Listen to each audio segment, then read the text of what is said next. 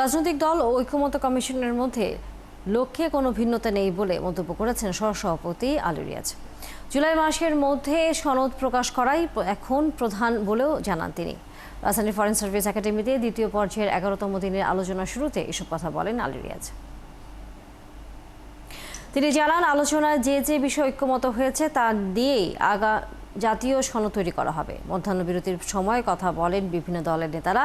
এ সময় সিপিবির পক্ষ থেকে তত্ত্বাবধায়ক সরকারের অধীনে শুধু জাতীয় নির্বাচন দেওয়ার প্রস্তাব দেওয়া হয়।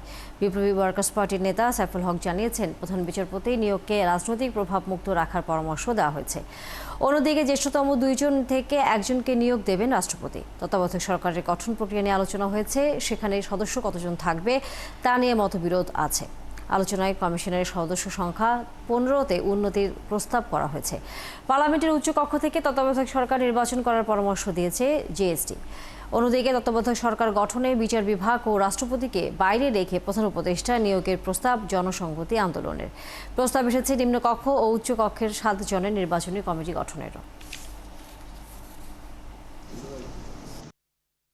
আমাদের দিক থেকে আমরা বলেছি যে বিচার বিভাগ এবং রাষ্ট্রপতি এই 2 প্রতিষ্ঠানকে বাইরে রেখে তত্ত্বাবধায়ক সরকার গঠনের জায়গাতে যাওয়া দরকার এবং তত্ত্বাবধায়ক সরকার মূলত সে নির্বাচন পরিচালনা করবে এবং এই নির্বাচন বিষয়টা একটা রাজনৈতিক বিষয়।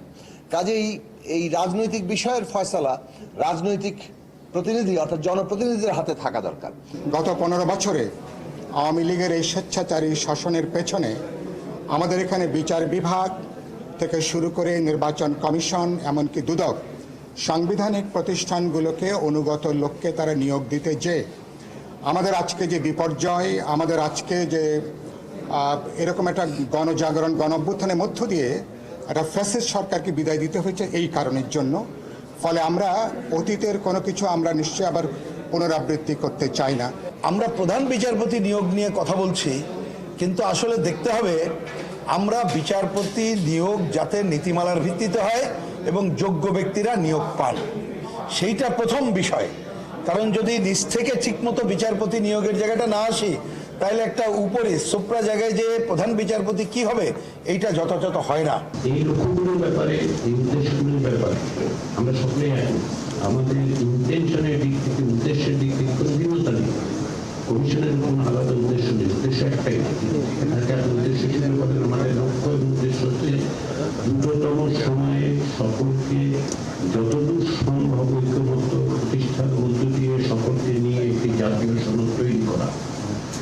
আমরা বারবার বলেছি যে আমাদের লক্ষ্য হচ্ছে এই জুলাই মাসের মধ্যেই যেন আমরা এই কাজ সম্পন্ন করতে পারি।